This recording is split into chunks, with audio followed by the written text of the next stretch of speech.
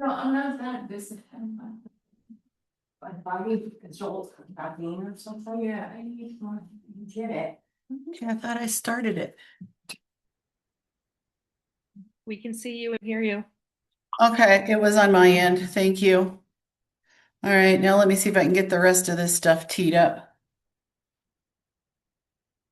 They should never leave the non-tech person by herself.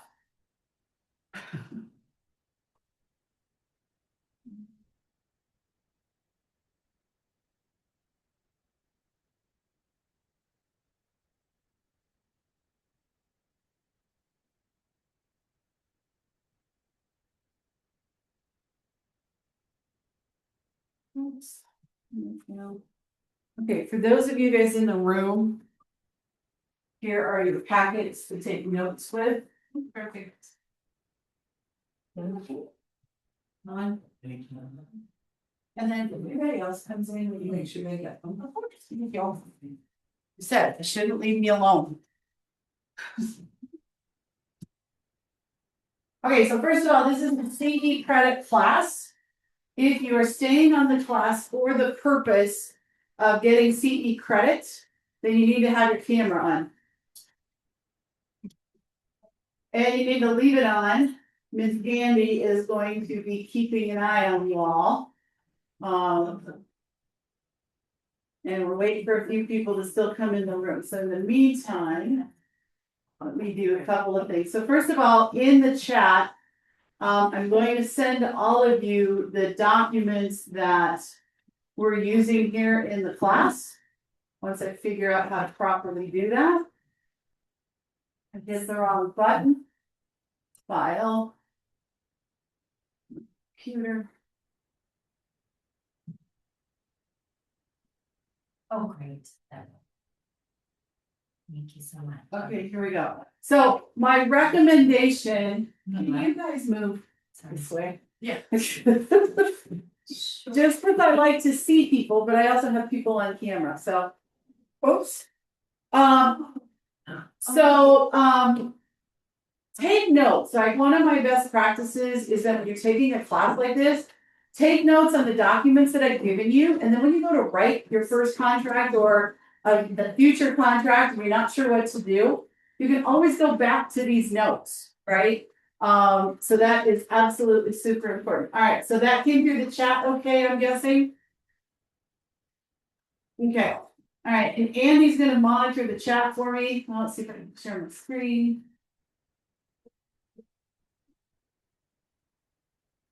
Hey, so far so good, you guys. Look at us go.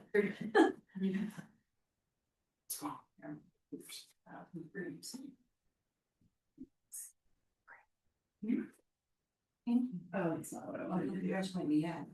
What is on the market?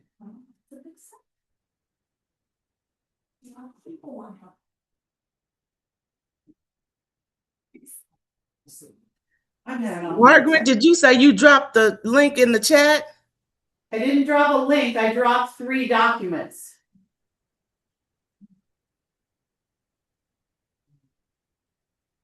Yes, no? I mean, I can't see. It says the content can't be viewed here. This content can't be viewed here. Okay, is anybody else having that problem?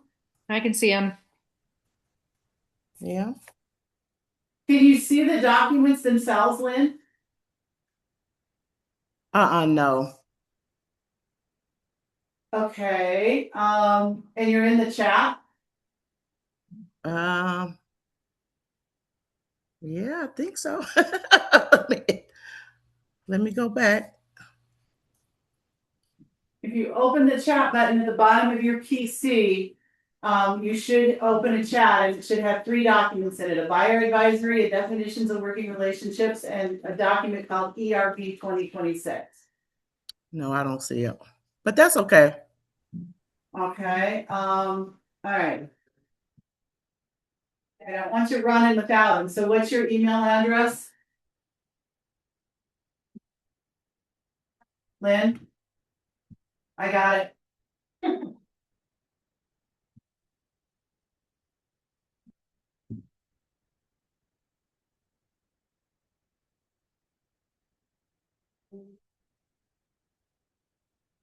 Where there's a will, there's a way. All right, I just emailed them to you, Lynn, so hopefully you get them shortly. All right.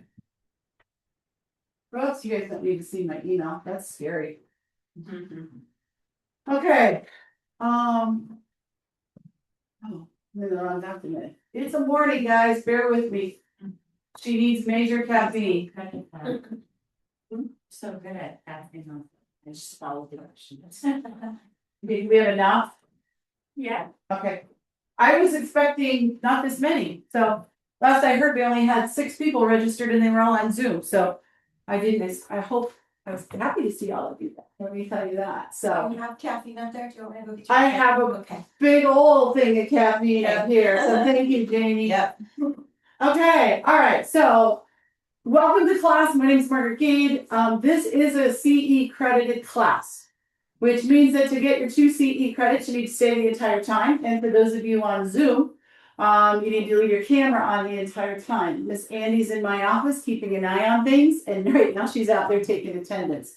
So if she doesn't know who you are, she's probably going to come and ask for your name. So, and that's perfectly good with me. So, when I teach this class, my goal is to not just teach you what to fill in the blanks, but I also want to explain the different sections. And I really teach it as if I'm explaining it to my client. Okay. Because that's what most of you want to know. Right. So we're going to start with, and I'm going to find all my documents because I'm going to bounce around here a little bit. So the first document is the definitions of working relationships. So I'm going to say this. This is not a required document by the office. However, the commission is paying a lot of attention right now to how we are working with our clients. And as a result, this is a best practice that I am sharing with you. And then you have them signed by your buyer and or your seller. And then you have yourself or your TC go ahead and upload them in Command. The reason why is by having your client sign this, they're saying that you've explained the difference between agency, transaction, broker, and customer. Okay, so how do I explain this? I say, okay, there's 3 different types of ways that a real estate professional can work with a consumer. The first one is at the agent level. The agent level is the highest level of representation that an agent will have with their client. In the agency level capacity, we can only serve one client at that level of representation. I either represent the seller as an agent or the buyer as an agent. And when I'm working as an agent, I am your fiduciary. I am your advocate. I am going to share with you my knowledge and my expertise in everything and anything I know. And especially if I know anything about the other side that's going to help us in through the negotiations. I'm also going to talk to you about risks and rewards. The easiest example I can give you, in this case, Mr. Buyer, is think of it about a coach, right? We just finished the NBA playoffs, right? And so each team had a coach, and that coach's role was to serve the needs of his team. Okay? The second level of representation is transaction broker. The easiest way for me to explain that to you is a transaction broker is loyal to the transaction, but not loyal to any party within the transaction. As a transaction broker, I can work with one or both sides in that level of capacity. Okay? The biggest example I can give to that is the referee in the ballgame. The referee doesn't care who wins. The referee just wants to make sure the game ends on time, everybody plays by the rules, and all of the good things happen. Then the lowest level of representation is a customer. A customer is basically an unrepresented party, which means you're pretty much on your own. I can fill out the paperwork, but you're going to tell me how to fill in the blanks, and I can't give you any advice.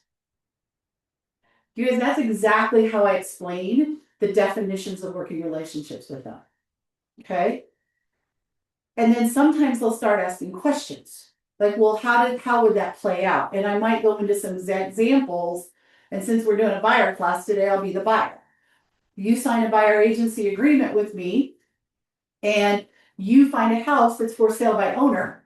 That for sale by owner would be a customer. I would still be your agent. Now, another scenario where this could happen would be I'm your buyer's agent, and ironically, you discover that I just put a listing on the market and you have fallen in love with it. Well, I have a seller agency agreement with the seller. I have a buyer agency agreement with you. In that scenario, I would move to transaction broker for both parties. Okay, you guys, that's super, super important. Okay, we're seeing a lot of mixed understandings of that, right? Specifically around those of you that work open houses for your own listings. Okay, you are an agent. If you are on a team, the entire team is an agent. Okay, so when Stacy and I do an open house on my listing or her listing, we're the same.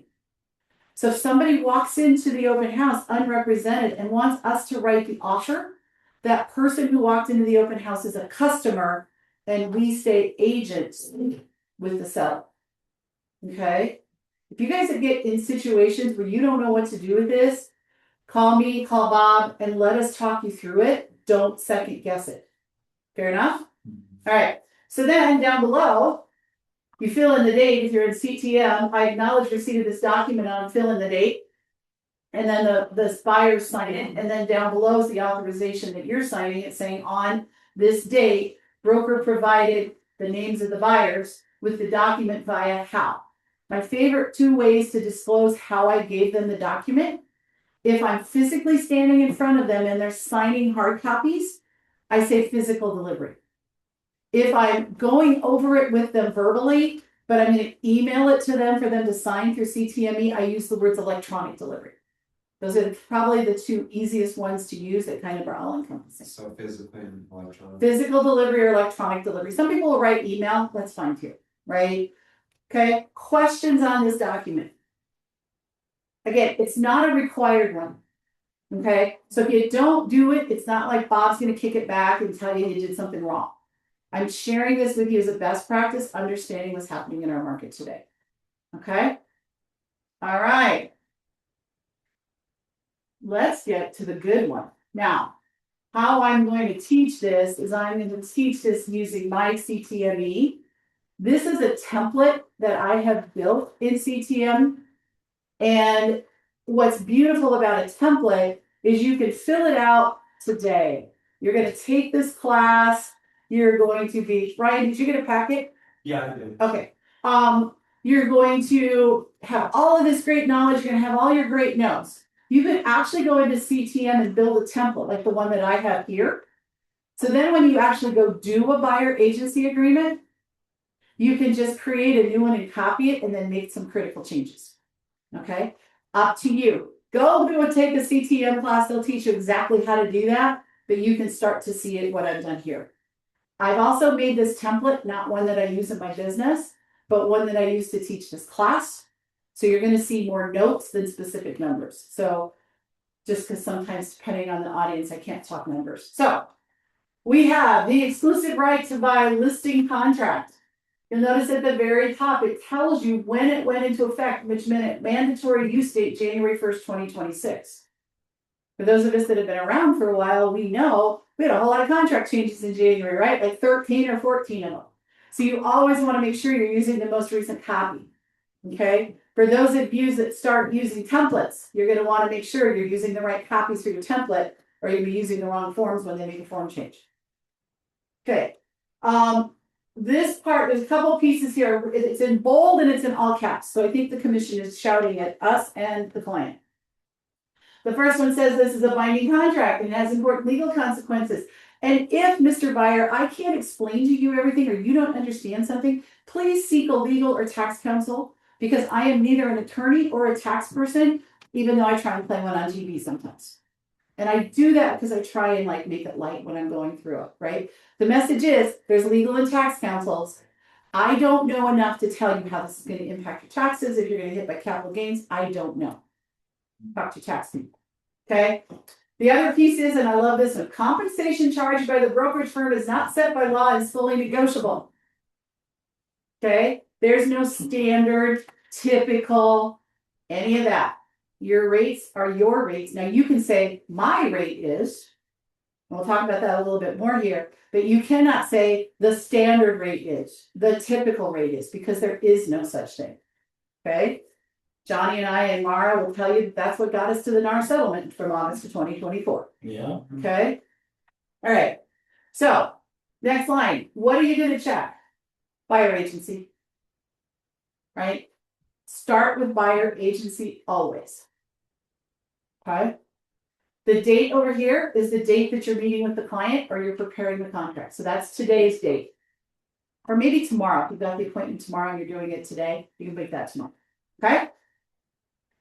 Slide section number 1, agreement. This is an agreement between the buyer and the brokerage firm. Remember, the brokerage firm owns your contracts, not you. We just assign them to you. Okay? But if any of you win the Powerball and run off to Tahiti, we're not going to abandon your client. Bob will just reassign it to somebody else. Okay? Section 2, 2.1. You are in a brokerage with more than one person. Look left, look right, look on your screen. There's more than one broker in the room. So you are in a multiple person firm. The only time you would ever check 2.2 is if you were in a one person firm. Okay? Section 3 is where you put in the buyer's names. My buyer has a very creative name. It's called Buyer Template 2026. Okay? Here's what I want to say about names. We are seeing a ton of, we have to change the names. And I'm going to go a little, and I saw somebody react to that statement, and you're not the only one. Okay? And so this is with sellers and buyers. I'm going to address it right here out of the box because I'm not a good coach if I don't tell you how to fix things. Okay? When you're working with the buyer, have your buyer's name match how they put the name on their credit application with their lender. So if they're pre-approved, ask the lender, how do you have their names? Because you don't want to get the phone call 3 days before closing from the loan officer saying, hey, I need an amend to change the names. Funny story, my mom was a Van Dyne, spelled V-A-N space capital D-U-Y-N. So I was helping my little nephew, Ricky, helping him buy a house. So how did I write his name on the contract? V-A-N space D-U-Y-N. I get a phone call 3 days before closing from Mitch. He says, hey, Margaret, you spelled Ricky's last name wrong. I'm like, no, I do know how to spell that name. Unbeknownst to us, our cousin who lives out here removed the space. And it was an issue. So find out from your lenders how those names are spelled. For those of you that are working with sellers, I always recommend you get an O&E prior to going on the market. Actually, even before you go on a listing appointment, right? And the O&E tells you a lot of critical things that you need to fill out your legal contracts. One, it gives you the actual real legal description, not the truncated one you get out of Realist. You want the real legal description. Number 2, it gives you the buyer's names it gives you the owner's names exactly how they took title. Right? We had one the other day, they discovered it was in a trust.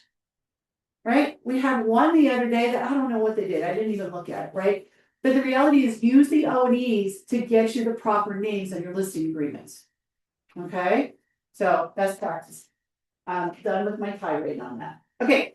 Brokerage firm. You belong to Keller Williams Avenues Realty, LLC. Not K-Wave, not KW Ads, but Keller Williams Avenues Realty, LLC. If you are not yet signed up for CTME, when you sign up for CTME, make sure you show that name as your brokerage name. Okay? And then it'll just default into all your contracts with the logo.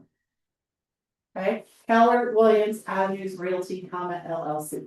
I'm seeing a lot of squinting, so hold please. Let me help ya. Is that better in the room? Oh yeah. Okay. You just gotta tell me. I either have to read your faces or I have to guess. So just tell me. Okay. The broker name, again, your broker name in CTME should match how it is on your license. Okay. All right. Property. 3.4. What are they buying? My advice here is to be vague. Okay, so I typically start with personal residence in Denver metro area or the greater Denver metro area. Either way works. Because here's what you don't want to do. You don't want to say they want a 3-bedroom, 2-bath in Arvada, and they buy a 4-bedroom in Westminster. Because now you're really out of contract. So keep it vague. Now, some people will write personal residence in Colorado that meets the buyer's needs. That's fine. Because sometimes you got to figure out how to define the greater Denver metro area, right? I say up to Evergreen, right? But again, just be vague. That's all I'm going to tell you, right? And I'm fine with personal residence in Colorado. Like, that's fine. All right. The only reason I would do the Denver metro area is I personally don't serve Colorado Springs. I don't go down there. Okay. So I might have them working, they might be torn. They might be torn between Denver and Colorado Springs. So I might have Bob on his listing agreement, it says personal residence in Colorado Springs area, and I might say personal residence in Denver area. The buyer would have 2 of them going at the same time, but for 2 different things. That's gonna be very rare, but I wanted to bring it up. Listen. Why don't you serve Colorado Springs? Because I don't have the time to drive down there. I don't know the market. I'm not in that MLS, so it's a personal choice. You absolutely can. Your license will take you anywhere in the state of Colorado. Okay, but you have to be thoughtful on how to best serve the client, right? I could go to Durango and sell a house. I don't know the Durango market, right? And so is that the best service to the client, or am I better off referring to somebody else? So the Colorado Springs thing was just an example for me personally. I don't do it. If I wasn't as busy as I was in the coaching world, I might, depending on who it was. Okay. There's a lot of agents in our office that do go to Colorado Springs. Bob goes, Elena goes, Johnny goes. There's a lot of them that do. I just choose not to. Okay. So section 3.5, this talks about what you're doing with the client, and it defines in 351 what a purchase is. Means they're acquiring a property, right? They're acquiring some land. Okay. You will never do 352 because we don't do leases. So don't ever have to worry about filling that one out. Section 3.6, this is when your listing period begins. My best practice is take a 6-month listing agreement. Now, if you've got a client, a buyer who's looking for a unicorn, you might decide to write a 1-year contract. You might decide to write a 2-year contract, although 2 years is kind of excessive. Okay, but if they're looking for a unicorn property, it might take you longer to find it. Okay, your start date, which goes in this front box, is the day your listing agreement starts. 95% of the time, it's going to be the same day as the date at the very top of the contract. However, let's pretend that someone comes to you and they say, Lynette, I've been working with this buyer's agent. His name's Johnny. He's horrible. He never picks up his phone. I'm firing him next week. We're done. And I want you to be my agent. Okay. Well, at this very moment in time, that buyer has an agreement with Johnny. Okay. So my start date might actually be July 1st, right? Whenever the day after that buyer is terminated with John. Okay. Not that anyone would ever fire Johnny, but that was just an example. Okay. And then I do not know why they have these extra boxes in CTME. Don't fill them out. Just use the little calendar icons and you'll be fine. Okay. And then your end date, again, I like to have it being the last day of the month because it's just easier to keep track of. But if you were signing a contract today on June 19th, and you made the end date December 19th, no one's going to tell you you did it wrong. If it were me, I'd make it December 30th, but whatever you want to do. Okay. All right. Section 3.7, applicability of terms that check or similar mark in the box means that provision is applicable. The abbreviation NA or deleted means that entire section is gone. So you have to be really careful with NAs. CTME has a setting that will automatically, if you leave it blank, put in an NA. I have turned that off. One, I think it makes the contracts look ugly, right? And it can create confusion in a contract. So I've turned that feature off. You can leave it on, it's not right or wrong, just sharing. It also explains that MEC stands for mutual execution of this contract, which means that's the date that both parties have signed the agreement. In this case, the buyer listing agreement. Okay? Margaret? Yes. Yes, so then if you don't have the system put in the NA, is it just a blank box? Yes. So do you worry about anybody filling it in, like post completion? Well, you could, right? So here's the hard part, right? Because if you start putting an NA up here, then which is it? Is it January 1st or is it an NA? Oh, okay. I Right? misunderstood. No, you're good, right? But then again, you're right. Like down here, it's in adjusted amount, like if you can say NA, like if you want to type it in. Right? Okay, Just be very cognizant of it, right? Because an right. NA will delete an entire section. And Okay, I think that becomes a bigger deal in the contract to buy and sell. But again, it's not wrong to put them in. I'm just saying, for me, I like it cleaner. Okay. Applicability of terms, we just talked about that. Section 3.8 explains what a day is. It's a 24-hour period that ends at 11:59 p.m. Mountain Time. My buyers always laugh when I have to say this is what a day is. Okay. And then in section 3.8.2, I want you to always check the word will.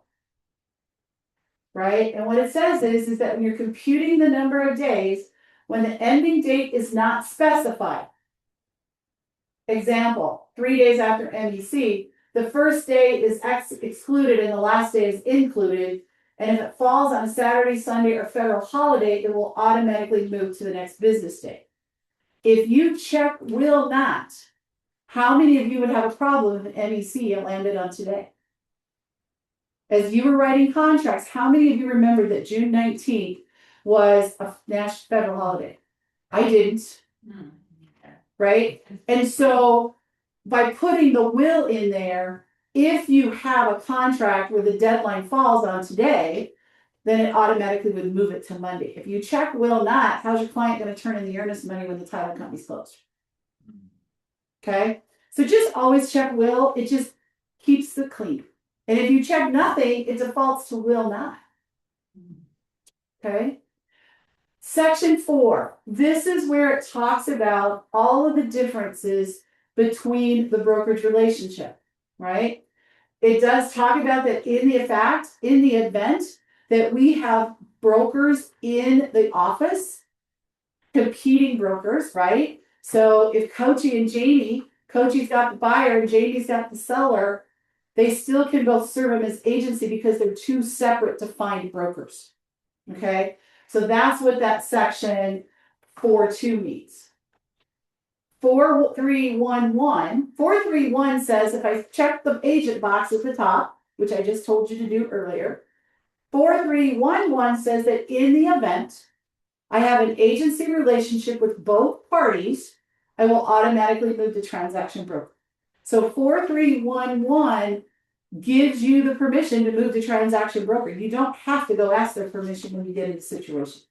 Again, I've been in this business 12 years. I have not yet had that happen. Johnny, how many times have you had that happen where an agency and you've had to flip to both? Yeah, And he's been in the business a few more years than I have. 25. Okay. So it doesn't happen a lot, but guess what? You got to protect yourself. Okay. 4.3.1.2. If you are going to be buyer agency only, then you would check this box. Again, when I review contracts, whether you check it or you don't, I'm not challenging you. When would I check buyer agency only? Because here's the thing, if you check buyer agency only and you get in a situation where they want to buy your listing, now what are you going to do? You're going to have to, you might have to refer both of them to another party because you have information on both. Okay. The only time I would check 4.3.1.2 is if you are working with a client that there is no way you can move to a neutral position. So only check if you can't move it. You can't move to neutral. Your spouse, your children, your parents, your grandparents, your best friend from the age of 3. When I hear you guys say, no, I want to discount my commission because they're like my sister, then my next question is gonna be, so are you gonna check buyer agency only or seller agency only? Okay. Now Bob will check that on every deal. So again, you guys gotta choose. Okay? But I would recommend not checking it to leave you options open. Yes, ma'am. Okay, it's probably not gonna happen, but is there a way you can amend the contract if both parties agree? Absolutely. So you can, oh, Bob's eavesdropping now. So you can absolutely, you can do, depends on what your scenario is. If you're going to amend your listing agreement, there's a document called listing contract amend. Okay. If you have an agency agreement with both of them, there's this form called change of status. And that's where you are acknowledging at the time that you're submitting the offer that you are moving your status from agency for the buyer and the seller down to transaction broker.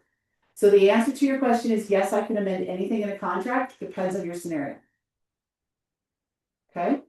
So just to clarify, because when it automatically goes to transaction broker, you still have to do the change of status form. Absolutely, because your exclusive right to buy and sell, right, which is the only time you would do a change of status is if you have those agreements in both, you absolutely have to do a change of status with signed by both the seller and the buyer that you're moving the exclusive right to buy and the exclusive right to sell for that transaction to transaction broker for both parties. And if you don't fill out that paperwork, it's going to get kicked out of compliance and you're going to get a phone call at 5:45 in the morning. He's standing back there, so I was waiting to see if he would chuckle at you. Okay.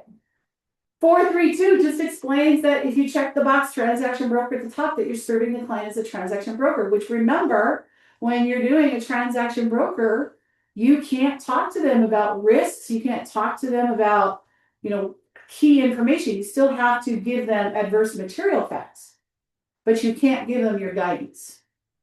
Okay. All right. Section 5. Hey, Mark, Yes. can you address the camera situation? We had some people join last minute. Absolutely. If you are here for continuing education credit, please make sure that your cameras are on. Obviously, Miss Andy is paying attention. She's doing her job for us today. So if you are an agent that started after January 1st, you don't need the CE credit. So you can leave your cameras off if you want to. But for those of you that need the CE credit, please join. And besides, I love seeing your faces. Okay, thank you, Andy. All right, section 5. This goes through everything that you have to do for the buyer, whether you are a transaction broker or you are an agency level representation. Okay, read through this. You guys all passed the real estate exam, so I know that you know how to read. Okay, but some of the high bars are we are going to perform the terms of the written agreement with the buyer.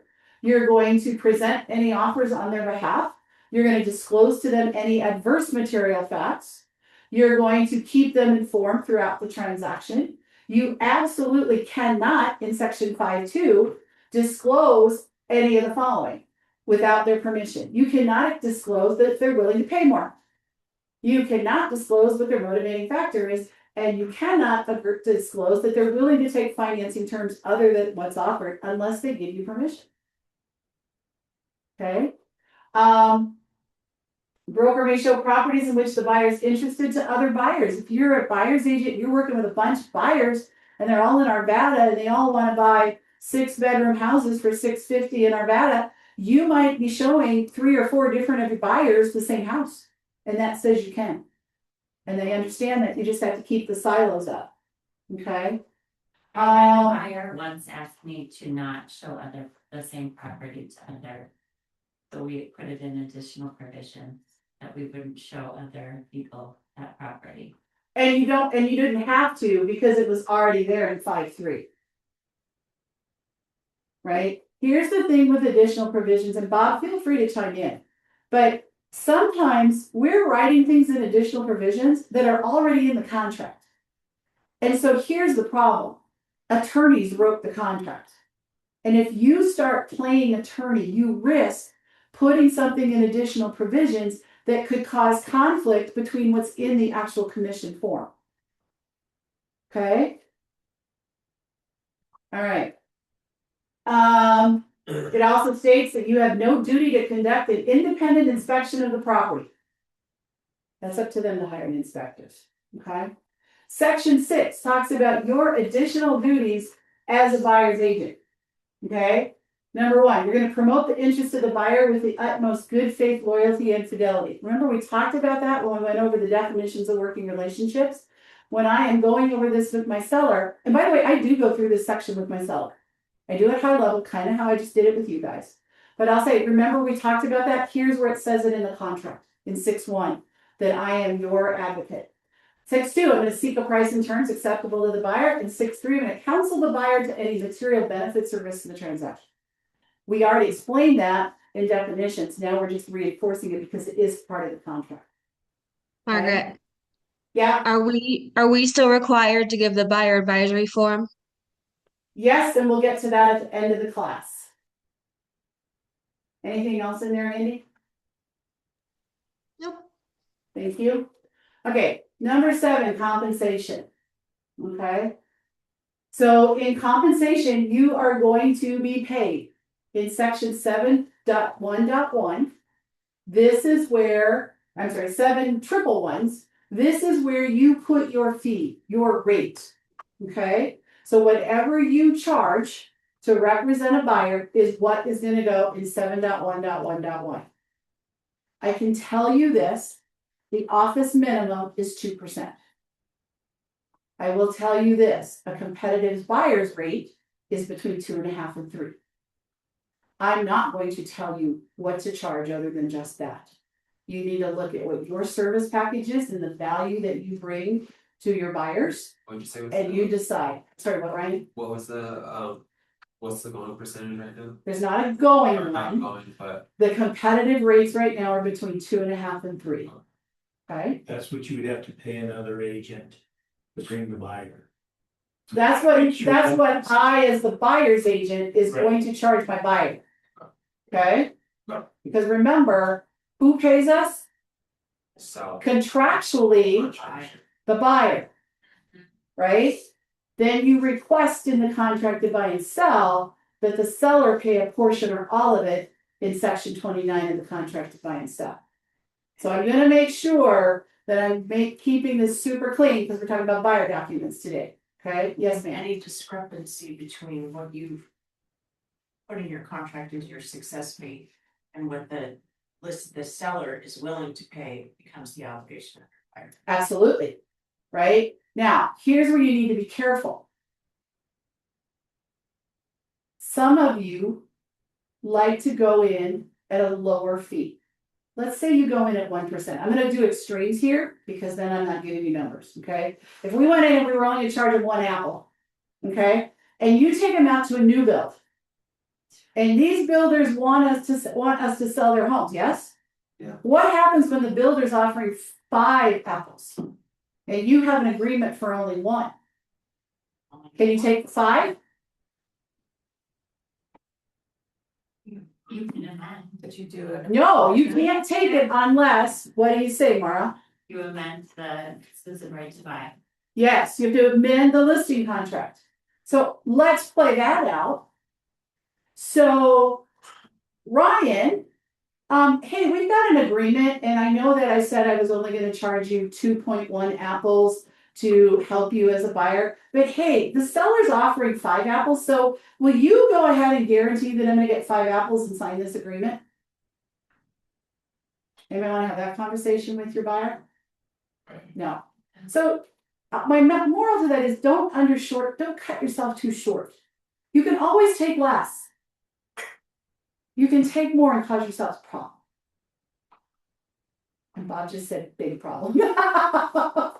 Okay, so be aware. So 7.1.1 is where you put in your rate. And you don't even have to put the percent in because it's at the very beginning of the next line under. Okay. The rest of this, you're probably not going to have adjusted amounts. You're not going to have hourly fees. Section 7.1.1.3, this just says that you earn it at the time that there's agreed to be purchased, but you don't get paid at the closing. The only business in the world that you earn it, but you don't get paid until at the very end. Okay. Um, I have a question. okay, no, ask them, these are good, especially for you guys. I have a buyer under contract, Lennar, and they're offering 2.5. I have 2.8 in my listing contract. They're also offering like a $2,000 bonus. Do I need to amend anything for that? Does the 2.5 plus the 2 exceed 2.8? No. Then you're fine. Okay. I think somebody on your team already asked me that question. Thanks. Might have been your TC. Okay, Perfect. section 7.2, a lease. We don't do leases, so we don't really care. We're gonna keep right on flying through that. Okay, 7.3. I remember as a new agent, this was the hardest thing to explain because I didn't have any confidence. 7.3.1, this states that the seller's brokerage firm or the seller may pay, but the buyer is obligated to pay. And if you only stop where it's bold, it gets really scary. But here's the second sentence that's so important. Broker is authorized and instructed to request payment of the brokerage firm's success fee from one or both of the following, the seller's brokerage firm or the seller.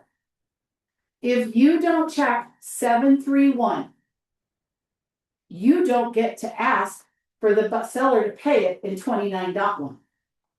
So that's why that second line is so important. So when you're explaining this to your buyer, this is probably what it's going to sound like. So 7.3.1 states that the seller or the brokerage firm may pay my fee. However, you're guaranteeing that I'm going to get paid. And by checking that box, you are authorizing me to request the seller to pay my fee when we go to write an offer. Does that sound different than you just have to pay me? Where if you only read that first sentence, that's what you think, right? Now, this is also depending on what I did in the list in the consultation when we talked about compensation. If I didn't have the conversation, because the first thing they're going to ask is, how much is it going to be, and what's my risk, right? Because that's what they want to know, right? But we are seeing that over 95% of the offers that are written, the seller is paying all or a good portion of the buyer agency fee. Tell your buyers that. You're not guaranteeing it, but you're helping them understand it. Okay? All right. Questions on 7.3.1, because that is so important.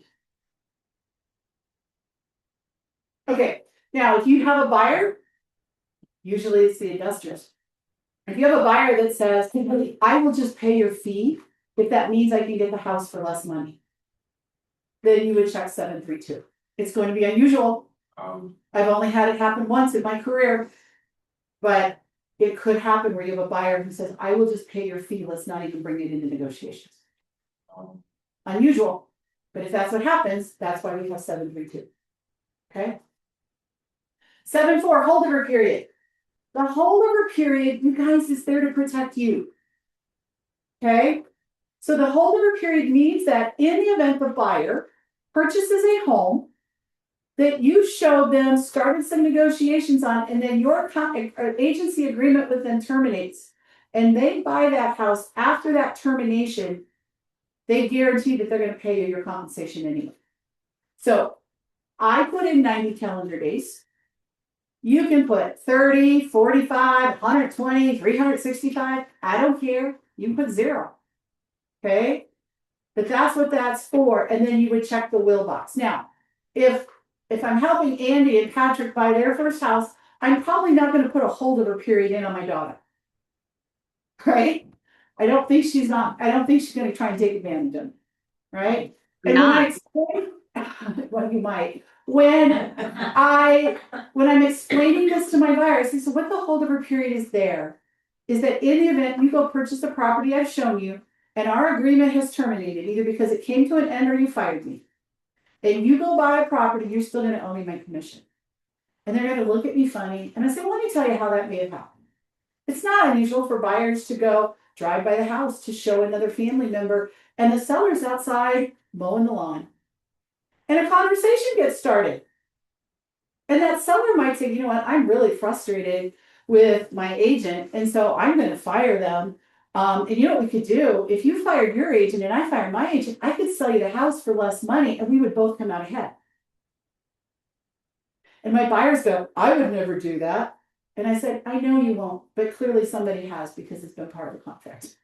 Okay, but every time you can give them kind of an extreme example of where that can come into play, it helps them. And honestly, it helps you understand the contracts better. Okay. Section 8 is limitation on third-party compensation. Neither myself or the office will accept compensation from another party for services rendered. And the example I give on my buyers is that I'm going to have for you, well, you've already talked to my lender, right? And I'm going to have inspectors for you and different types of things. And I just want you to know I don't take a kickback from them. I don't get anything other than knowing that you're in capable hands when I refer you to people. That's literally what that says and how I explain it. Okay. Section 9, buyer's obligation to broker. Is the buyer currently under an agreement like this with any other broker? So that's the first is or is not. Most of the time, it's going to be is not.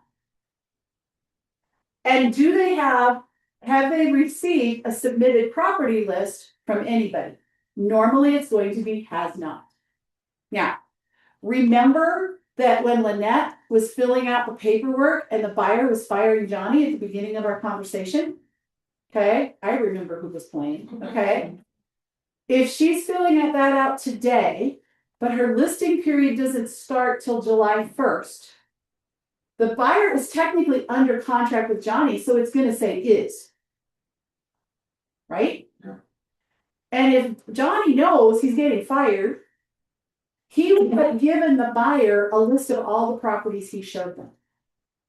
So then it's going to be has. Now, if Johnny doesn't know he's getting fired on July 1st, then that might be has not. Okay, again, I've never done this in my entire career, but I know people that have. All right. So I just want you to know how to do this. And this is a great way to ask a buyer who you meet at an open house, just kind of led you to believe they don't have an agent, but you're not 100% sure. I say it like this. Section 9, Mr. Buyer, just states that you have not signed an agreement like this with another agent, nor have you received a list of submitted properties. Now, all of a sudden, contractually, they're telling you. Right? Is that important to know? Absolutely. Okay. Section 10. Margaret, Yes. is that something that we should ask during the buyer consultation? You could. I don't think there's anything wrong with it. Usually by the time I get to a consultation, we're having those conversations. But yeah, you could be super direct and say, by the way, I just need to confirm if you signed an agreement with any other broker before I go any farther. And Okay. that's where they're going to tell me Lynette's having that conversation with that buyer who's firing Johnny. And they're going to say, well, yeah, I've been working with Johnny, but I don't want to anymore. Right? Okay. You can, right? There's a lot of different ways you can word questions to get there. But I definitely, by here, now they have to sign. So even if they've been coy, now they got to pony up and it's a contract. Okay, thank you. Mindset. Absolutely. I love the questions.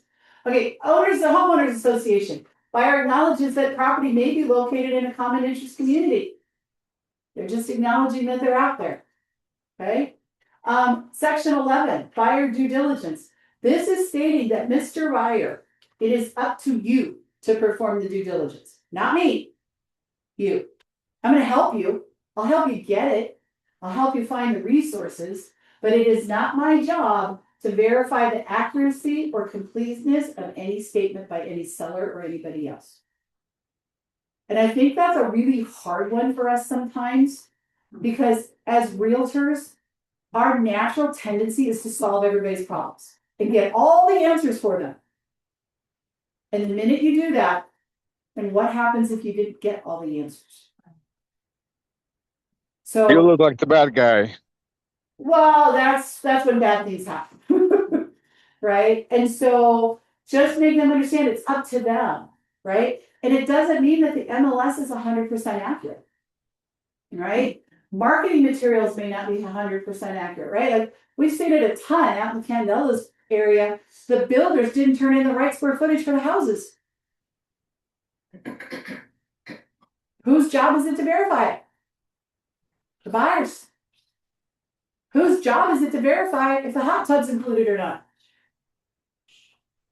Okay, lots of things. Okay, section 12. This is like what happens when somebody fires somebody. Okay. And it states that if the broker is in default and they're not performing what this contract says, the buyer can fire them. And section 12 talks about if the buyer's in default, how I can fire them. Okay. Now, how do I explain it to the seller or the buyer? I'll say section 12 just talks about how either one of us can terminate this contract. If I'm not holding up what I told you in this contract that I'm going to do, you can absolutely terminate, fire me. And section 12.2 says that I can fire you as well. And the very first things they say is, why would you fire me? Don't you want to make a lot of money? And I'll say, well, here's the problem. I will work with you. However, if you're like Dan and Susan from the early days of my career, and I show you 70 houses in 3 months and you don't write a single offer on anyone, I'm probably going to terminate it much sooner than 70 houses. Okay. If you're going in and we're looking at houses that are priced appropriately, you're always wanting to make offers 20% under market value, I'm probably going to terminate you because you're not the right buyer. I'm not the right agent for you. And did you hear how I said that? I'm not the right agent for you. It's not you're not the right buyer for me. That's really what the truth is. Yeah. Right? But I don't want to alienate them. And usually this is another section that they all start laughing, right? Like they chuckle. Okay? But you gotta explain it. Because I will never work with another Dan and Susan. That's a true story. 70 houses all summer long. They ended up divorced, moved to Kansas. I don't know where they are. Okay. All right, section 13, cost of services or products obtained from outside sources. This talks about the fact that I cannot and will not order services for you to pay for without your approval, nor will I mark up the prices for them. Okay. However, like when it comes to inspectors, Mr. Buyer, like my team, we can absolutely help you schedule the inspection for you. We can absolutely set that up, but we're not going to sign you up for an inspection without your permission. Okay, and that's basically what that section says. And you can't mark up the price, so their services is like 1,000. You can't say it was 1,250. No, because they're going to pay the vendor correctly. But you're right, I can't mark it up. Okay. All right, section 14. So I already saw cameras coming out. So this is the section that states, this is what I'm going to do for you. Now, please don't just automatically use Margaret's phrases if you're not going to do it. And there's times where I take things in and out. Okay. A new buyer, I'm going to do a needs assessment and goal setting. I'm going to do a neighborhood profile creation. I'm going to give them an organized home search.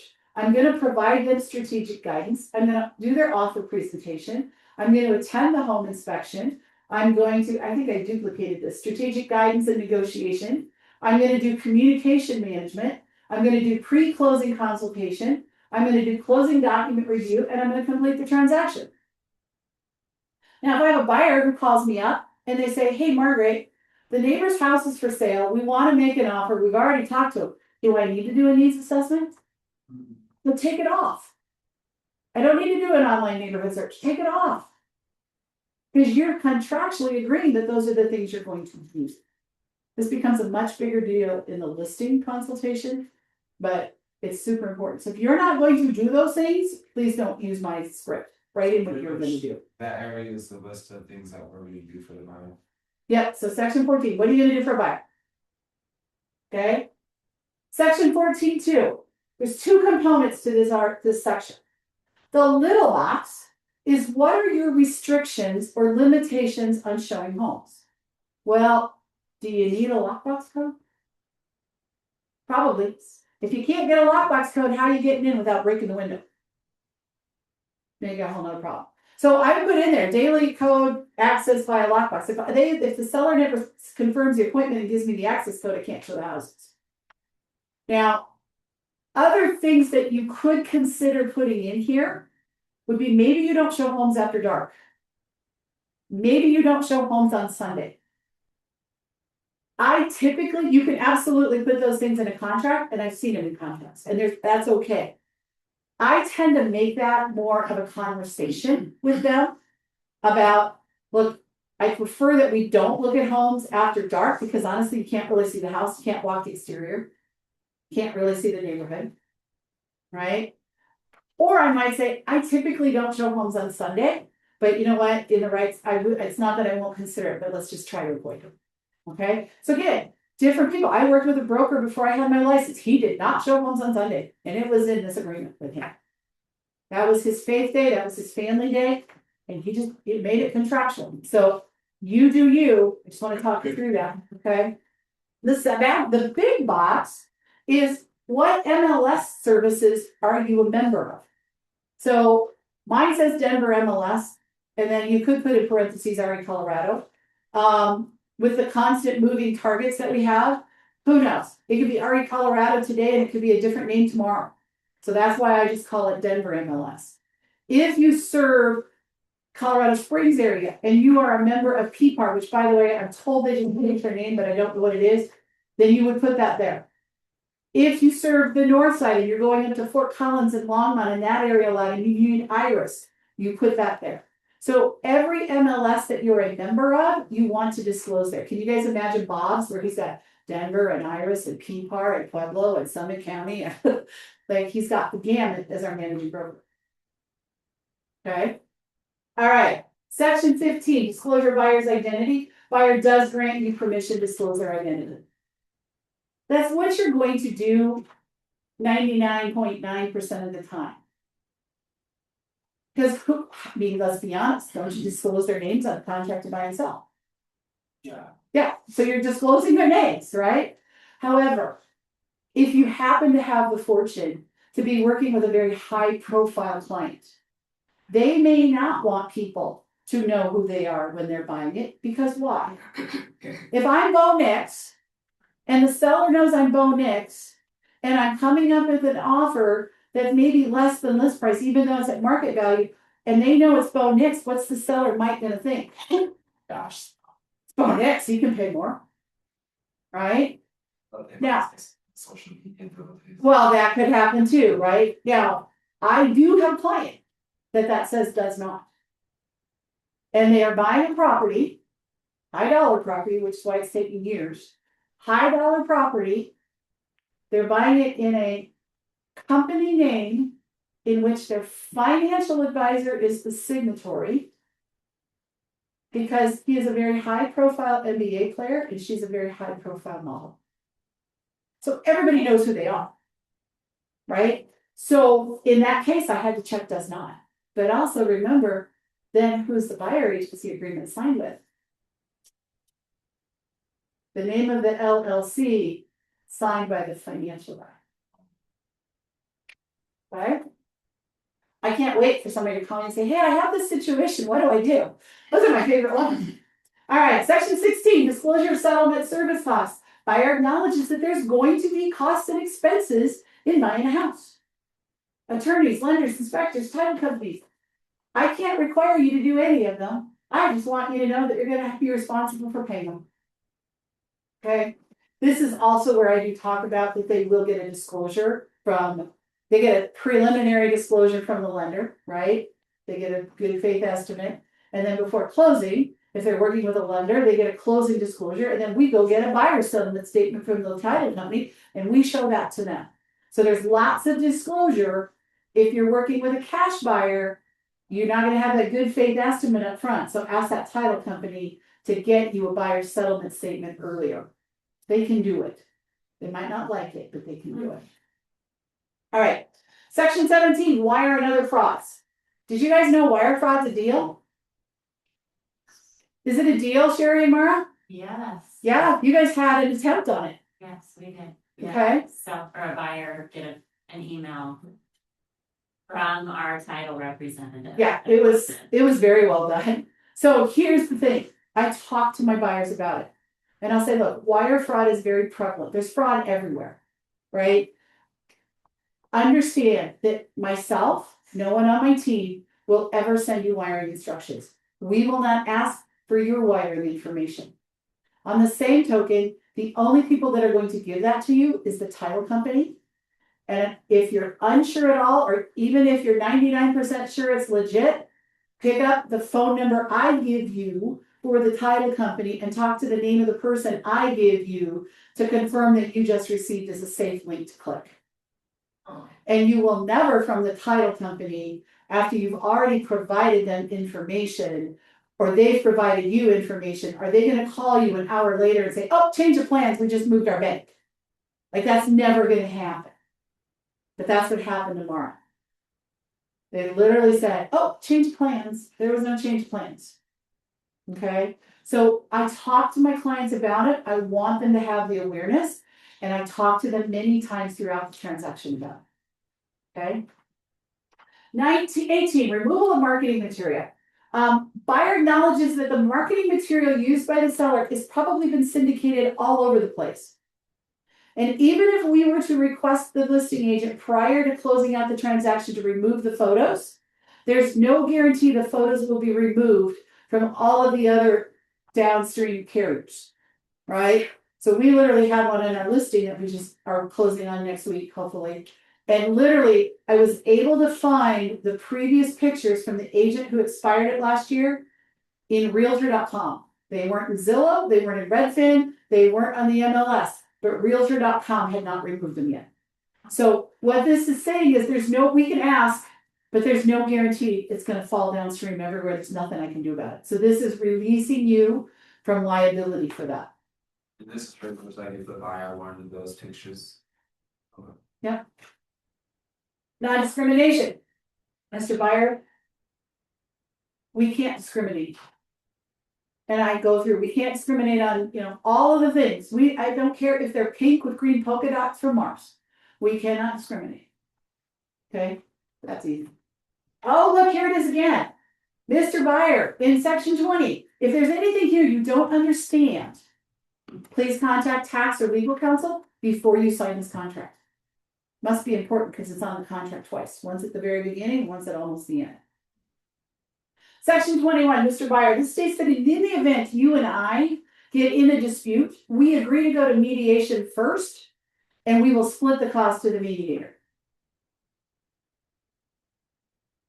Section 23, this is where you can do additional provisions. You'll see that I have a TC clause there because I use one of our office TCs. Here's where you guys find clauses, and by the way, I'm asking Elizabeth to put a clause class on for next month. It's not CE approved, but it's a great class. But you can go up here and you can find all the clauses that Damien has given us, right? And they're broken down by type. So you can literally, exclusive right to buy. You can put in there's a referral fee. You can put in the team clause. You can put in transaction coordinator. There's all kinds of clauses pre-written. I didn't write all of the clauses that half of you try and get from me. This is Damien's clause. Okay, just make sure you put your TC's name in there. If your TC happens to be Miss Andy, she is unlicensed. Okay, and I need to change that because that is not. Hold on, please.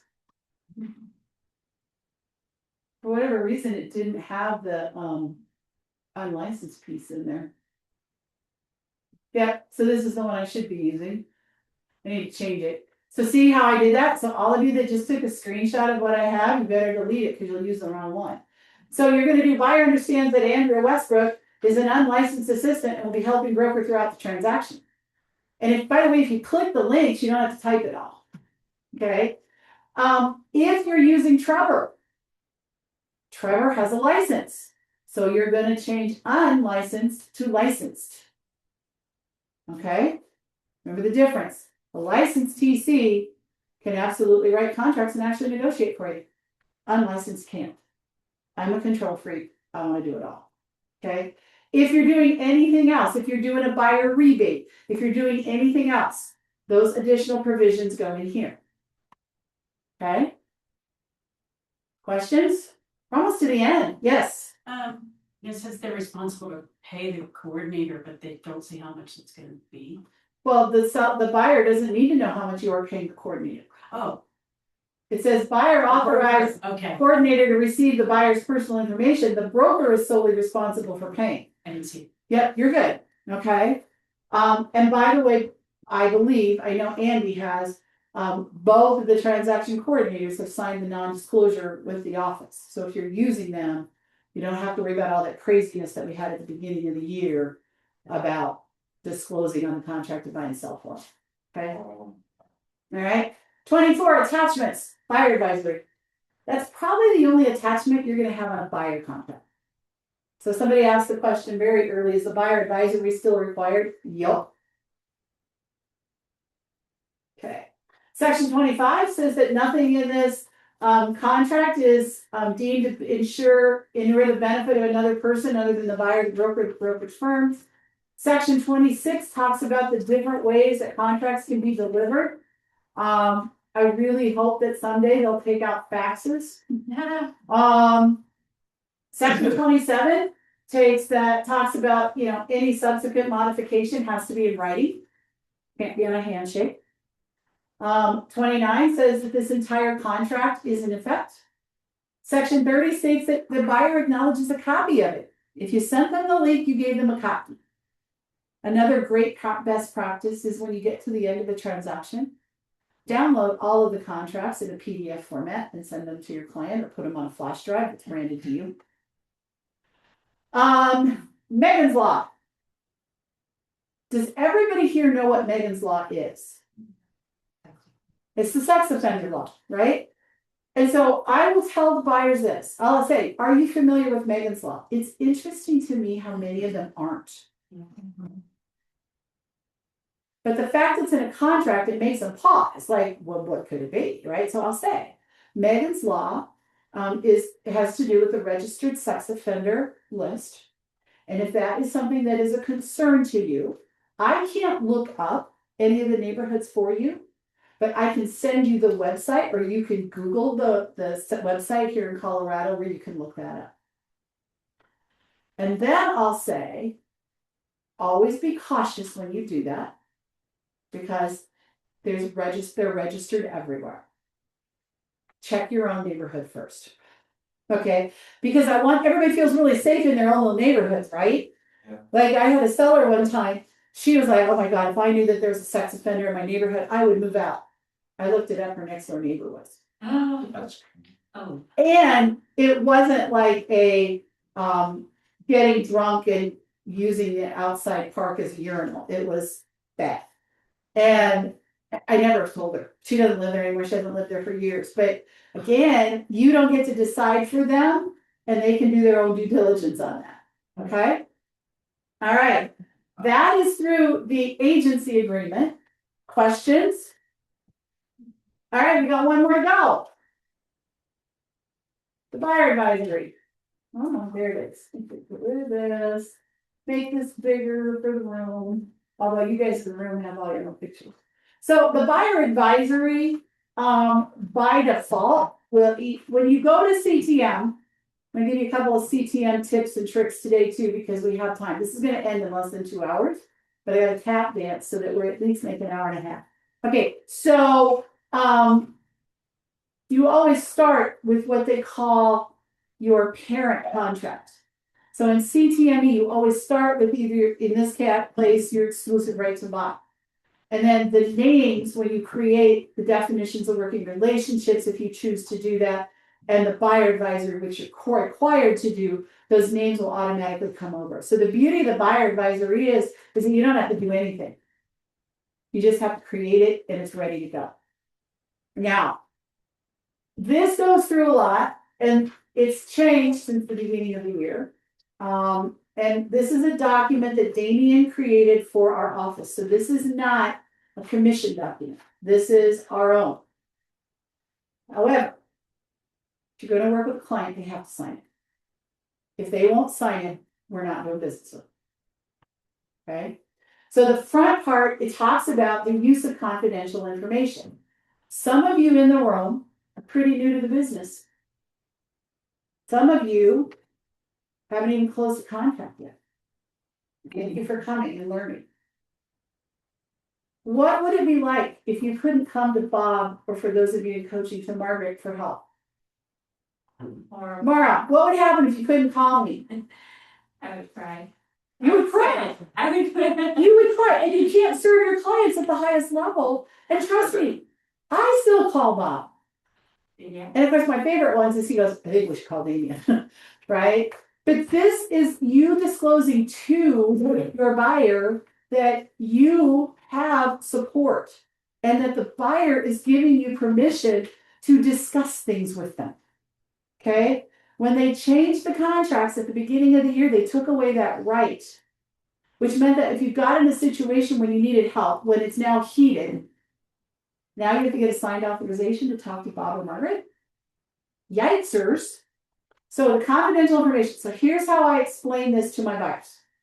Mr. Buyer, the first part of this advisory just states that in the event that we get into a situation or scenario that I'm not 100% confident of how to handle, you're giving me permission to go to my employing broker, and if need to be, our office attorney to walk through the situation so they can give us guidance. So this is you granting your permission to help you. Okay? The buyers are not going to fight you on that. But now you've disclosed what used to be in the contract. Okay? Then again, even though we still put it in the contract, here's the transaction coordinator informed consent. If you're using a transaction coordinator. And then this goes into the rest of it, right? So, Mr. Buyer, this form in general talks about everything and anything that can happen to in a transaction. I'm going to go through some of the big ones with you today, but I highly encourage you to read the whole thing. Okay? And so I will start with number A. Compensation is negotiable. We've already talked about that. Number 2, contract reviews. Please review the contract, right? I'm using commission related forms, but if there's anything that you don't understand, you need to talk about it. Section C just talks about that there's a variety of contingencies. And we talked about those, you remember in our consultation about, you've got the right to inspect the property. You've got the right to get an appraisal. Your loan has to be approved. We're going to ask for due diligence documents and a host of other things. And those are the things that will allow you, if you're uncomfortable with anything, that we can terminate the contract. So that just talks about contingencies and making sure once we sign that contract to buy and sell, we meet those deadlines. Section E talks about earnest money dispute. What happens in the event that we terminate? What happens if the seller doesn't automatically agree to give you your money back? What happens? So section E talks about that. Section F talks about a lot of the different financing, your right to obtain a loan. Or we could get into a situation with assumptions and seller financing. You're already pre-approved with Mitch for the full amount, so we don't really need to worry about assumptions the seller carried. Wire fraud, we talked about that earlier. Section I, you're going to get a bunch of disclosures from the seller. Please make sure that you review them. If you have any questions, ask before you sign it. Section J, this goes through all the different types of inspections you can do, what kind of environmental hazards you can reach into. It actually even gives you a link to the Colorado Department of Health and Environment where you could search for different things. We're going to get disclosures on square footage. May or may not be right. It's only as good as the assessor's office data or the appraiser who measured the house, depending on where they got the information. If we were looking at property with septic, that talks about that. Source of water, you want to know where the water is coming from, so that will be included either in the seller's property disclosure or another document called source of water. Section 6 talks about the fact that, the current owner or previous owners have probably done some remodeling, may or may not be permitted. It also talks about the fact that any property permitted prior to January 1st of 1978 may contain lead-based paint. Insects, parasites, and disease and wild animals. This just talks about the fact that Colorado, we have wildlife, and sometimes they get into houses. So it'll tell you what we're going to do if suddenly a fox decides to move into the crawl space. By the way, that's a true story. We had that happen. Right? We're going to talk about it may be subject to building permits. Stigmatized property. I will stop and talk about that one. Mr. Seller, I just want you to, or Mr. Buyer, I just want you to know the seller is not required by law to tell us if anyone died in the home. They don't have to tell us if it has spirits, right? They don't have to tell us any of those things that can stigmatize property. If that's something that concerns you, I just want you to know we may not find out. Okay. And then I talk a little bit about inspection of foreclosures and short sales. Those are a little different. I talk about surveys. This is where I talk about in surveys, using an ILC in the metro area and why that's an advantage, even though most buyers choose not to do it. We talk about short sales, that if you make an offer on a short sale, it may take longer than normal, depending on where the seller and the listing agent are in the short sale process. By the way, as a side note, Land Title is teaching I think Chris sent out an email about it. They're teaching a short sale class. It's in DTC. But if you're starting to, especially listing agents, starting to get into scenarios where you might be seeing some short sales, it might be worth going and taking that class and driving to DTC. I'm gonna push and see if we can get one up north. Okay.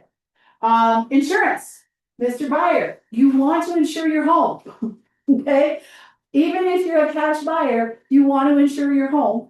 Your lender's going to require it. That talks about that. Section N talks about the possibility of a home warranty. We can absolutely, you can decide to purchase one at closing, or we may use a home warranty as part of a negotiation with the seller, either very much upfront or as part of the inspection process. And if you want one, you just need to let me know throughout the process and we'll get that taken care of. Section QO talks about title insurance. After we go to contract, we will get a preliminary commitment from the title company. You're gonna want to spend some time looking at it. And the title company is there to answer any questions that you have. If you're buying a property in the HOA, same thing. You're gonna get documents. There's gonna be a lot of them if we get into an HOA because they have lots of rules. I encourage you to look at them. I want you to look at them because you want to make sure who you're moving in with. Like, let's pretend that you just adopted the most adorable St. Bernard puppy in the world. And the HOA has a rule that says no dogs over 50 pounds. You got a problem. So know that up front. Also, reading the minutes of the meetings is very helpful to kind of understand what's going on and who's the complaining Nancy of the neighborhood, but also it's a great indication that there could be some major repairs coming up that aren't yet approved, but you're going to start seeing those conversations. So spend some time looking at those. Section Q, we do have several of the newer communities here in the Denver area that have what there's called a metro district or special taxing district. They're not an HOA. In some ways, they're kind of like an HOA, but it's included in your property taxes instead of you paying a different HOA fee. Water and mineral rights. If we get into a property with those, we're probably getting an attorney involved. There are some areas that water rights come along. Personal property, you may decide that you want to purchase some of their personal property. We can absolutely negotiate that, and depending on the overall terms of the situation we're in, we'll figure out the best way to do that. Section T, Mr. Buyer. I gotta tell you, everybody's house, it seems like 80+ houses have Ring cameras on them. People have cameras inside their houses and they're recording audio and video. And I will tell you, they're watching and they're listening to everything you say. So we want to make sure we don't lose a negotiation benefit by saying something stupid in the house. And it's not necessarily stupid, but we don't want to give away our power. So I don't want you to walk in the house and go, oh my God, this is gorgeous. I'd pay $100,000 more than what they're asking for. Because guess what? They're going to hear you. And then guess what's going to happen? We're going to get a counter offer for $100,000 more than whatever we offer. I said, if we get under contract and we're in the inspection, we're not going to talk about the inspection. We're not going to talk about what we think we should do because they're listening. And I'm seeing it, you guys, I'm seeing it more and more as I'm coaching you guys through stuff. That literally the sellers are calling the listing agents going, okay, this is what they're going to ask us for in the inspection. They already know. I said, now I don't want you to walk in. Also, if you walk into a house that their style isn't yours, I don't want you to go, oh, good grief, what were they thinking? Right? Because we don't want to alienate them. Because if it is your house and we take down the ugly wallpaper, you'll love it. So, but I also don't want you to walk through the house in complete silence because that's not normal either. So just tailor what you're saying. If that wallpaper has you thinking, I can't believe they did that, what were they thinking? You can just use the words, oh, that's interesting. That's different. And I'm telling you guys, you've got to coach your buyers. And we ourselves have to watch it, Yes. right? Yes. Um, Where is that on the, it's a dumb question, where is it listed on the MLS printout? Cameras? What's- It may have, the MLS is as good as the person who entered it. I know. And usually it's just in buyer broker comments, right? So a lot of agents will check the surveillance thinking it's a full-blown owned security system, and that's not what we're talking about. So it may not be there.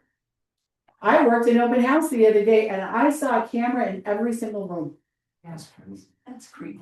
It was the most uncomfortable open house. Yeah. And the really part that made it uncomfortable is that nobody showed up. And so we couldn't even, I was so, like, the minute we saw it, I was like, and then it was like this, and there's one, right? And so literally, like, as agents, you know, when you're working open houses with somebody, you chat. You talk about business, you talk, literally, this is what we did for the whole 2 hours. We sat on our phones because we didn't want to just have what's a natural conversation. It was horrible. Right. Yeah, you can turn the music up. Yeah. Yeah.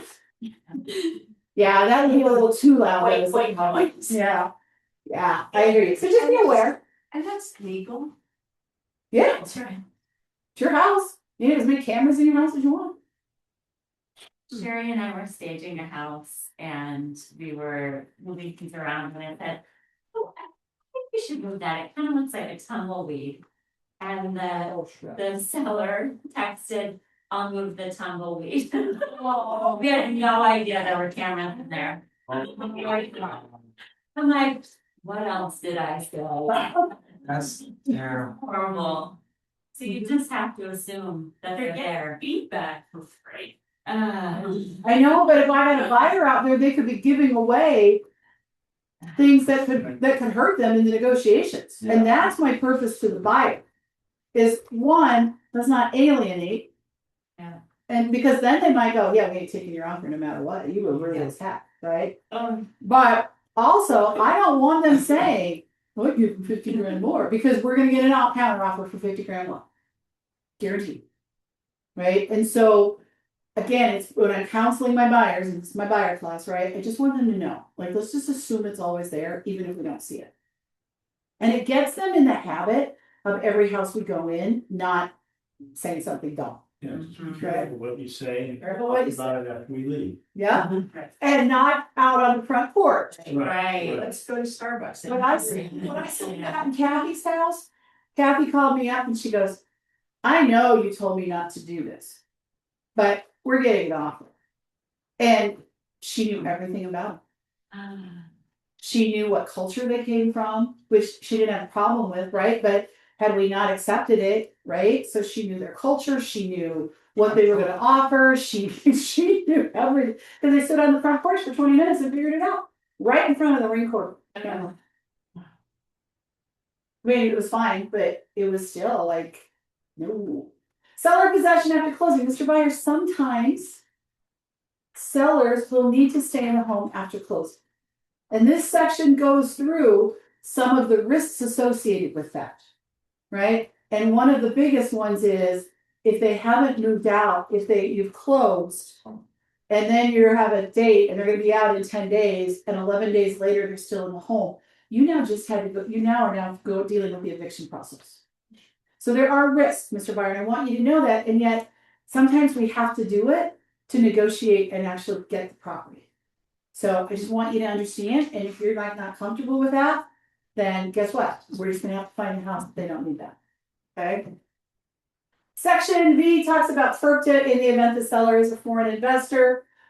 Read through that. The title companies do a really good job today of identifying those. So that's there. Section W, property taxes. In the state of Colorado, property taxes are paid in arrears. So what that means, Mr. Buyer, the 2026 property taxes you will actually get the bill in 2027. Congratulations. But, we're only going shopping in June. So it's highly likely we're not going to close until the end of July, maybe early August, depending on the timing of when we find your home. So at closing, the seller will give you a credit of the property taxes based on the current assessment from January 1st through whatever your closing date is. So they're going to give you their portion of the property taxes so that when you get the bill, you will have it. Now, the good news is you're getting a loan. So what's gonna happen is the settlement statement is gonna show this credit, and then Mitch is just gonna take all that money and put it in your escrow account, so when the bill comes, he's actually gonna pay it. Okay, but I tell them that up front, okay? Property value, you know, I'm gonna do comps, I'm gonna do some things to help you determine the property value. At the end of the day, what you offer is up to you. Section Y just talks about recommendation of professionals. I have an entire list of professionals I can refer you to for whatever we need throughout the process. Section Z just talks about that we're gonna sign this today, but if we decide that we need to come to different terms, we both agree to do an amendment, okay? And no, that's not what that says. Sorry, Damien changed this. Retract, back up. If you sign the exclusive right to buy, if we went back and looked at it, you guys probably all noticed I jumped a section about attorney's fees. Because the contract to buy and sell states that if we get in a dispute, buyer and agent, the losing party pays the winning party's attorney's fees. This Z trumps that. You guys need to understand this because if you went back to some of my old classes, it says exactly what I just said. Losing party pays. That's no longer true. If we end up in court, all parties agree to pay their respective attorney fees and costs. Same as mediation. Okay? So that's why I skipped it in the buyer contract because I'm going to address it here when I'm talking to my buyer. Yes, ma'am. I thought that in mediation was split. Mediation is split.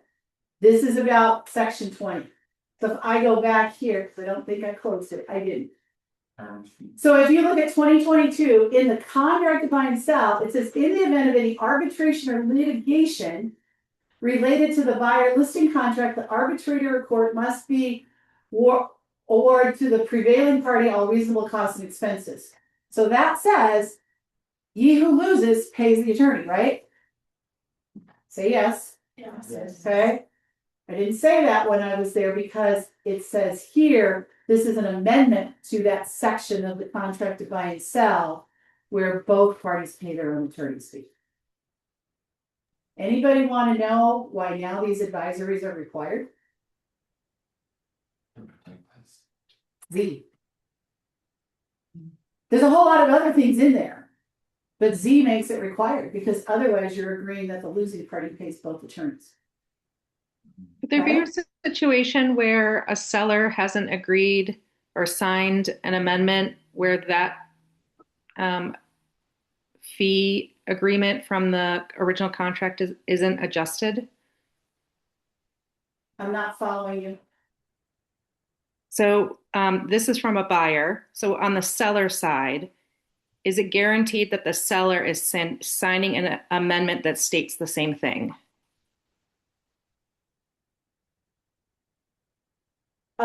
So when the seller and buyer get in a dispute, it's the contract to buy and sell that will dictate that.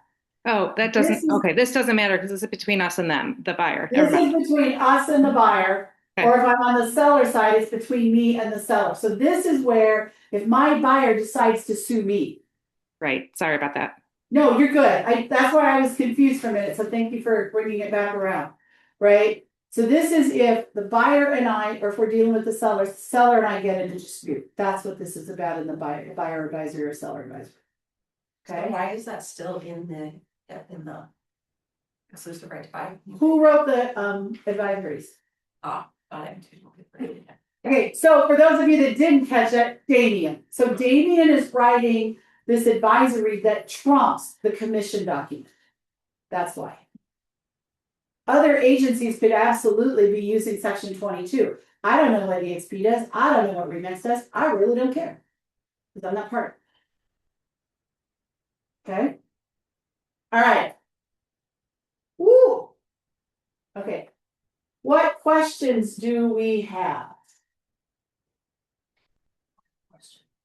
Okay, Margaret, I have a question. So on the practical side, can you explain how we proceed? So we have the signatures and everything. So does it go from CTM directly to Bob and he reviews it? How does that work? So yes, okay, so this can be tricky because I got different audiences in the room. If you are in coaching and you are writing up your documents, they come to me first to review them. I will give you feedback. I will give you corrections. If you are not in coaching, you go to Bob. Okay. And then once, and yes, you can email them to us in CTME. I know for me, and I'm sure for Bob, if you could shoot us a text and let us know that you sent us something to review, that's extremely helpful.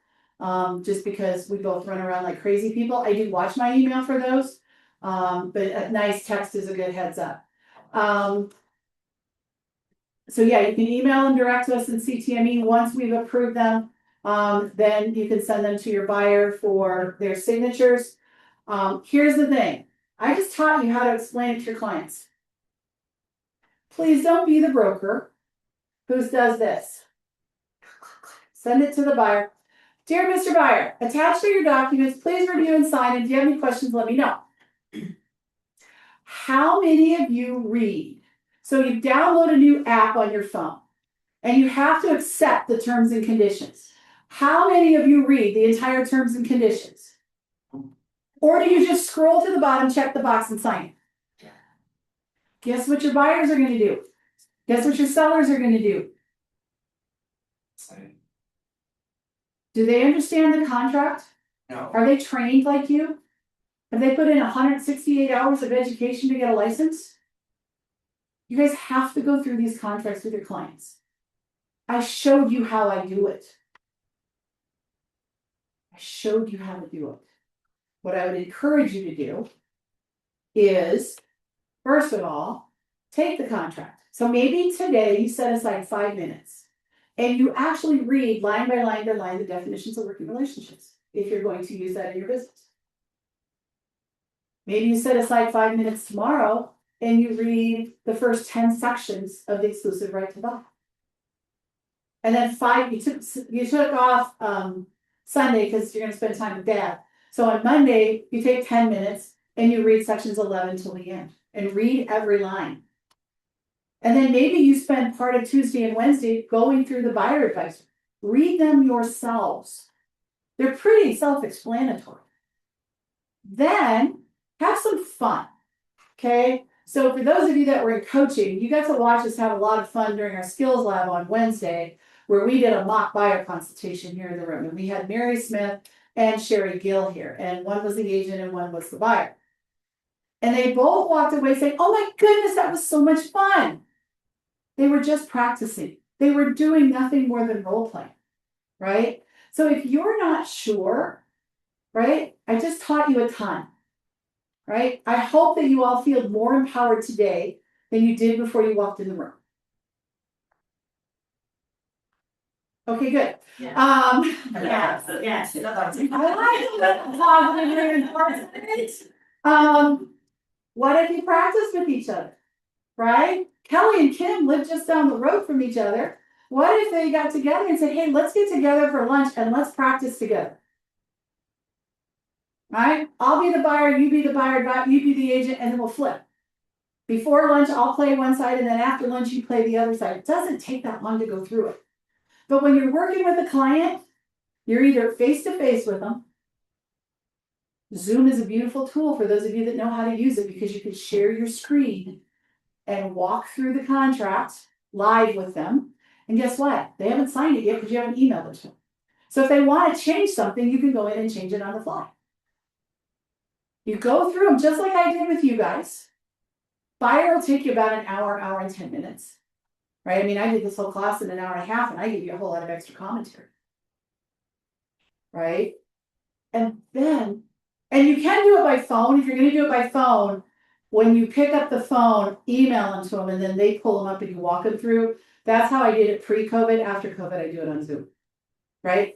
If I'm face-to-face with them, I just show it to them on my laptop. Any questions? Great. I'm going to email them to you. Go ahead and when you're ready, sign. Margaret? Yes, ma'am. I have a suggestion, just to make sure when you go to review it with them, send them a PDF. Don't send them the contract from CTM. If you send them a PDF, they can't electronically sign it, but you can review it with them, go through it, and then, because I found that sometimes names are wrong, or they might have something that needs to be changed. I don't want them to sign it because it's more paperwork if you have to amend it. And just send them the PDF and then just say, okay, now I'm going to send you the real form that you can sign. Yep. Which, Kim, that's exactly why I do it on Zoom, because that way they don't get the contract till after we've completed the Zoom meeting. If I meet with them in person, they don't get the contract till after we've met with them. So the only time that works is if you're just doing it by phone and they can't see what you see. So great suggestion. That is a critical piece of information though. There are those of you that have listings and you're going to counter the contract to buy and sell. I literally recently made an offer to a very experienced agent, somebody who I would say knows contracts almost as well as I do. She sent the contract to buy and sell and the counter offer to her seller, who signed them both. Here's the good news. It didn't change the money, right? So we fixed it with an amend after the fact because we have a good working relationship, but guess what? If it would have changed the money, would I have had an argument for my buyer to get it for less money? Absolutely. So that's where doing what Kim just suggested, sending the seller a PDF of the contract and the live counteroffer, because you can hide the counteroffer, never went to the buyer, right? So again, great best practices, right? I hope you guys are taking notes on those things. But yeah, I couldn't believe that happened. I called the agent. I'm like, so which closing date did you want? Because your seller signed for both. All right. Was this helpful? Yes. Yes. Margaret. Nancy, did you get everybody that was in the room that's on the phone? Yep. Awesome. All right, you guys, we're done early, but we tap danced long enough. You get your full 2 hours of CE credits. And so again, if you have any questions, you guys have contracts, reach out to Bob, reach out to me. Like this is the most important, your number one value proposition as an agent is not opening doors. It's how well you know the contracts. And as Bob and I talked about at the last team rally, we've been spending a lot of time getting people out of trouble after they've already gotten in trouble, right? Let us help you up front, learn these things, study these things, and you will be a better agent in both your stress level and how well you serve your clients. So with that, I don't have anything else. Have an amazing weekend. For those of you that are daddies, I just want to say happy Father's Day to the daddies out there.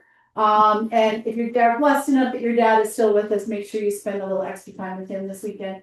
And go get some business. I will talk to you all later. Bye. Thanks, Margaret. Thank you, Thank Margaret. you. Hey Margaret, when we do like practice books, do we just fill it out like